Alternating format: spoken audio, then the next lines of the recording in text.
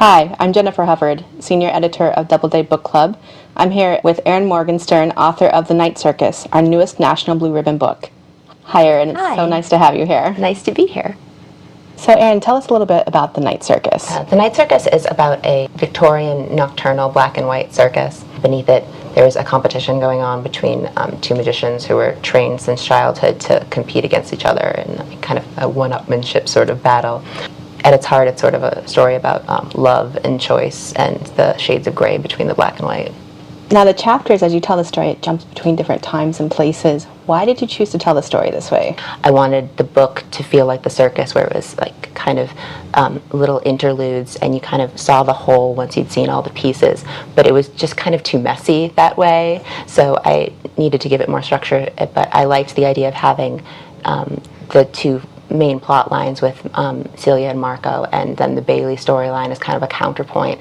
And I knew if I did it chronologically, Bailey wouldn't show up for a very, very long time, so I decided to intersperse the Bailey timeline.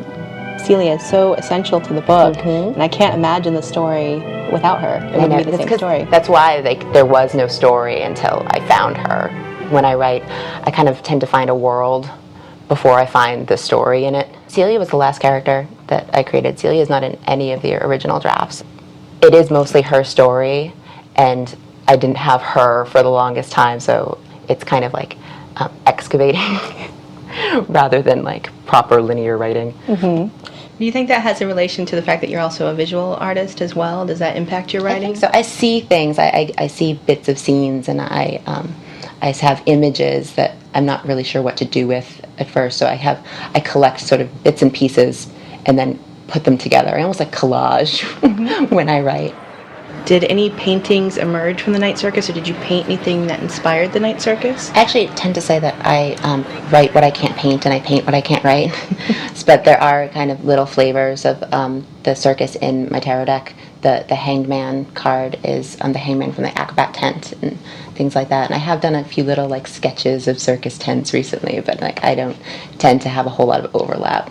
Summit Entertainment acquired the rights to make this into a movie. Do you have any hopes or suggestions for the director, the actors, the casting? I'm trying not to think about it too much because it's still a little overwhelming, but I'm always a big fan of books that become movies where the movie is its own distinct thing separate from the book, and they can be appreciated like as a movie, like that you don't have to like have read the book. So I really want it to be its own thing. A lot of people like tend to know exactly what actor they'd use for every character, and I don't at all, except for one character, Hector, Celia's father. I always pictured as Jeffrey Rush. Like he was the only one who ever had an actor. So you said on your blog that you had gone to a tarot reading, and the psychic told you that you had to choose between writing and your art, and you chose to write. Obviously, that went well for you. Will you continue to focus on your writing then? Yes, I'm already working on another book, so it's not book-shaped yet. It's still in that exploration stage, but I'm having fun with it. So. Can you give us any hints? It's very different. Everyone keeps asking if I'm going to do something that's like the circus. It's very, very different. It has a sort of Alice in Wonderland meets film noir sort of feel. And I like to say if the circus is kind of very paper influenced, this is very glass. So why did you choose the circus as the stage for your story? The circus is sort of my ideal entertainment venue where it's self-directed. You can choose what to see, you can choose what to do, and you can kind of have a unique experience for each visitor. There's always something new to explore around hidden corners. The cover design is beautiful, and I think it really encapsulates the novel. You see the circus, it's in someone's hand. Whose hand is this? I think it's kind of up for debate whose hand it is. I think it's probably Celia's hand. I had a friend who, as soon as she saw it, she said it seemed really appropriate to her because it's very precarious, and should she drop it, it would be lost. And that, of course, works in beautifully with what actually happens in the story. Erin, thanks so much for being here. And to all of our book club members, thanks for watching. Hi, I'm Erin Morgenstern, author of The Night Circus, and you can find my book at Doubleday Book Club.